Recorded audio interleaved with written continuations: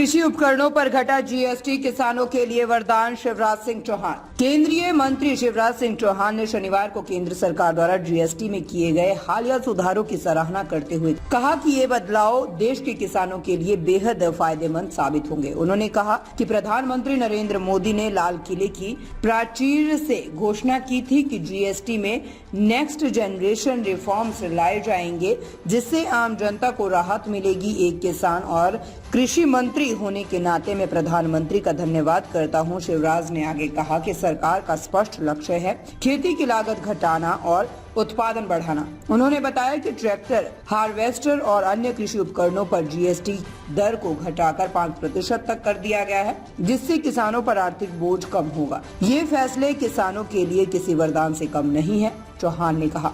उन्होंने भरोसा जताया कि इन सुधारों से न सिर्फ कृषि क्षेत्र को मजबूती मिलेगी, बल्कि आत्मनिर्भर भारत की दिशा में भी ये एक मजबूत कदम साबित होगा। प्रधानमंत्री जी के प्रयत्न हैं आम आदमी की जिंदगी में कठिनाइयां ना रही। लाल किले की प्राचीर से उन्होंने देश को यह कहा था कि जीएसटी में नेक्स्ट जनरेशन रिफॉर्म लाए जाएंगे और वो रिफॉर्म्स जनता को बड़ी राहत लेके आएंगे।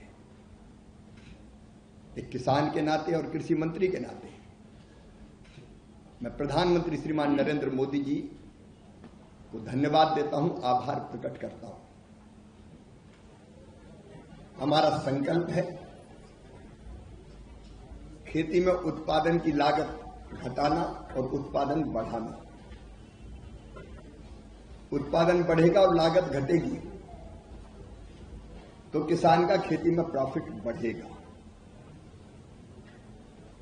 और जीएसटी में जो सुधार किए गए हैं उनको अगर देखेंगे तो उनका बड़ा लाभ देश के किसानों को मिलने वाला है। और मैं तो ये कहूंगा कि कुछ कंपनियों ने शुरू कर दिया कृषि उपकरण, चाहे वो ट्रैक्टर हो, हार्वेस्टर हो, रोटावेटर हो, अलग अलग तरह के, जिन पे मैं आऊंगा कि कितना फायदा किसान को मिलेगा। जो जीएसटी घटा के 5% की गई है वो किसान के लिए वरदान सिद्ध होगी।